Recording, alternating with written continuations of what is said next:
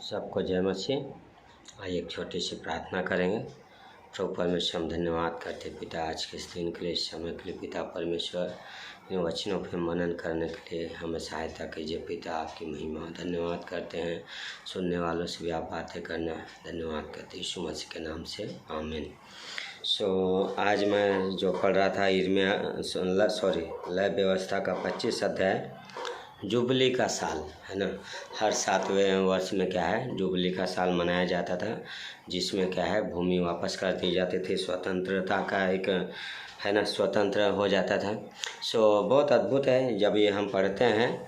लय व्यवस्था 25 अध्याय का 18 वचन से बोलता है, इसलिए तुम मेरी विधियों को मानना और मेरे नियमों पर समझ बूझ कर चलना, क्योंकि ऐसा करने से तुम उस देश में निडर बसे रहोगे। भूमि अपनी उपज उपजाया करेगी और तुम पेट भर खाया करोगे और उस देश में निडर बसे रहोगे। और यदि तुम उससे कहो कि 7वें वर्ष में हम क्या खाएंगे, न तो हम बोएंगे न अपने खेत की उपज इकट्ठा करेंगे, तो जानो कि मैं तुमसे को 6वें वर्ष में ऐसी आशीष दूंगा कि भूमि की उपज 3 वर्ष तक काम आएगी। तुम 8वें वर्ष में बोओगे और आप पुरानी उपज में से खाते रहोगे, और 9वें वर्ष की उपज जब तक न मिले तब तक तुम पुरानी उपज में से खाते रहोगे। बहुत अद्भुत यहाँ पे परमेश्वर की प्रतिज्ञा है ना, जिस पे हम विश्वास कर सकते हैं, और परमेश्वर का प्रतिज्ञा जो पूरा होने वाला है। यहाँ पे कुछ चीज़ें मैं जब पढ़ रहा था तो सोच रहा था कि क्यों ये चीज़ें है ना। कई बार हम भी हमारे विश्वासी जीवन में इन चीज़ों से जाते हैं, स्ट्रगल से जाते हैं, हम भी डाउट करते हैं। तो यहाँ पे परमेश्वर बोला कि 7वें वर्ष तुम्हें कुछ नहीं बोना है ना। और अगर कोई किसी को अपनी ज़मीन बेच देता था तो 7 जुबली वर्ष काउंट करके 49वें वर्ष में क्या है, उसके स्वामी को वापस चली जाएगी। तो यहाँ पे परमेश्वर बोल रहा है कि 6 वर्ष तुम्हें बोना है और 7वें वर्ष कुछ नहीं करना है, विश्राम है ना।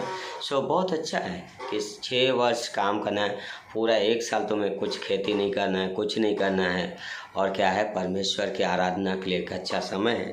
और यहाँ पे परमेश्वर बोला कि तुम्हें ऐसा लगेगा कि तुम क्या है 7वें वर्ष में हम क्या खाएंगे, क्योंकि हम तो बोएंगे नहीं 2 साल। हाँ, 2 साल हम क्या खाएंगे, हम तो कुछ खेती नहीं करने वाले हैं, है ना। तो परमेश्वर बोल रहा है मैं तुम्हें 3 साल का दूंगा। लोगों की सोच है कि हम क्या खाएंगे 2 साल के लिए, परमेश्वर बोल रहा है कि मैं तुम्हें 3 साल के लिए दूंगा, कि तीसरे वर्ष का जब तक खेती उपज न हो, जब तक फसल न पैदा हो, तब तक तुम खाते रहोगे। हाँ, ये परमेश्वर की प्रतिज्ञा है। 22वें वचन में परमेश्वर बोलता है 8वें वर्ष में बोओगे। हाँ, 6वें वर्ष में बोए थे, 7वें वर्ष में कुछ नहीं, 6वें वर्ष के बाद कुछ नहीं, और 8वें वर्ष में जाके बोएंगे, जो 9वें वर्ष में कटेगा। हाँ, 3 साल परमेश्वर इनके लिए विश्वास योग्य रहेगा। हाँ, यहाँ पे बोलता है परमेश्वर।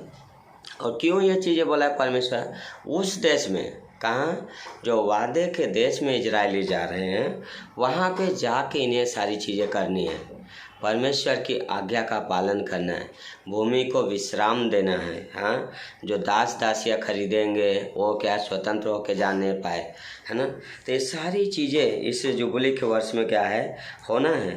परमेश्वर यहाँ पे इनको बोला कि मैं तुम्हें दुगना दूंगा, परमेश्वर की प्रॉमिस है ना। इन्हें करना क्या है, वहाँ पे जाके परमेश्वर पे, उसकी प्रतिज्ञाओं पे विश्वास करना है कि परमेश्वर पूरा करने वाला है, परमेश्वर पूरा करेगा, है ना। तो इन्हें विश्वास करना है और कुछ करना नहीं है, और परमेश्वर उसे बोला है मैं उसे पूरा करूँगा। इजरायली लोग जब लैंड में पहुँचे, वादे के देश में, हम देखते हैं जब भविष्यवक्ताओं का हम पढ़ते हैं तो वहाँ पे हम देखते हैं कि ये लोग परमेश्वर की प्रतिज्ञा पे अटल नहीं बने रहे। जब आप यिर्मयाह में पढ़ेंगे तो वहाँ पे मूर्ति पूजा और क्या है, ज़मीन को विश्राम नहीं देना, ये सारी चीज़ें क्या है, इनकी समस्या थी। हाँ, ये सारी चीज़ें उनकी समस्या थी, और परमेश्वर एक के बाद एक भविष्यवक्ता भेज रहा है कि भाई बोलो, मन फिराओ, मन फिराओ, परमेश्वर की प्रतिज्ञाओं पे विश्वास करो। लेकिन ये लोग नहीं कर रहे। जब हम नेहमाया में पढ़ते हैं 8वें या 9वें अध्याय में, तो वहाँ पे नेहमाया आके इनसे डील करता है, बातें करता है कि भाई तुम तो परमेश्वर के वचन के खिलाफ चल रहे हो। क्यों? जहाँ लिखा है कि अपन दासों को छोड़ दो, अपने भाइयों को दास मत बनाओ, वहाँ पे लोग उन्हें कर्जा दे रहे थे, उनकी ज़मीन ले रहे थे, उनके बेटे बेटियों को दास दासी बना रहे थे, जो परमेश्वर के वचन के खिलाफ जा रहे थे, है ना। कई बार हम विश्वासी भी परमेश्वर के वचन पे संदेह करते हैं और उस पर विश्वास नहीं करते हैं। लेकिन आज भी हमारे लिए, हमारे पास ज़मीन तो हो सकता है नहीं है, लेकिन फिर भी एक चीज़, जब मैं पढ़ रहा था इस लैब व्यवस्था में, तो एक चीज़ था कि सबत, है ना, हम सबत का दिन नहीं मनाते हैं, है ना, लेकिन हम परमेश्वर के लिए इकट्ठा होते हैं, हर संडे को मिलते हैं, कलीसिया जाते हैं, आराधना करते हैं, है ना। वो हमारे लिए बेस्ट सबत है कि अपने आप को विश्राम देना, परमेश्वर की आराधना। बाय द वे, सबत क्यों दिया था परमेश्वर ने? ताकि वो विश्राम कर सकें, परमेश्वर की आराधना कर सकें, परमेश्वर की ओर ध्यान लगा सकें। हाँ, परमेश्वर ने इसलिए उन्हें बोला तुम सबत का दिन मानना, तुम क्या करना? परमेश्वर की आराधना करना। जब निर्गमन में हम पढ़ते हैं, परमेश्वर ने उन्हें बोला था मैं तुम्हें मन्ना दूंगा, 7वें दिन नहीं मिलेगा। फिर भी हम पढ़ते हैं कि क्या है, कुछ लोग ढूंढने गए पर उन्हें नहीं मिला, है ना।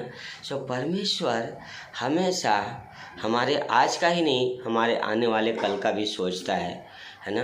लेकिन हमें क्या करना है? उसकी प्रतिज्ञाओं, उसके वचनों पे विश्वास करना है। उसका वचन जो कहता है, निर्गमन में परमेश्वर उनके लिए विश्वास योग्य था।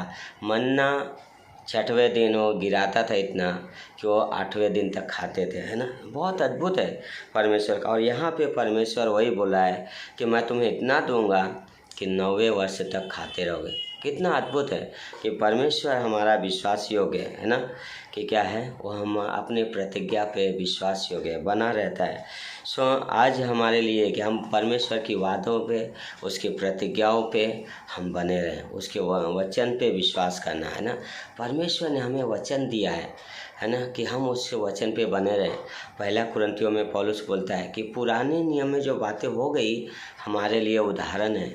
हम इस वचन से सीख सकते हैं कि उन्होंने क्या है, संदेह किया, हाँ, उन्होंने विश्वास नहीं किया, तो उनके जीवन पर बहुत सारी चीज़ें क्या है, पूरा नहीं हुआ। उस वादे को एंजॉय नहीं कर पाए वो लोग, है ना। लेकिन जिस क्षण उन्होंने जिन चीज़ों के लिए विश्वास किया, पूरा होते हुए भी देखते हैं। अब्राहम ने परमेश्वर पे संदेह नहीं किया, विश्वास किया, उसके जीवन में परमेश्वर की प्रतिज्ञा पूरी हुई।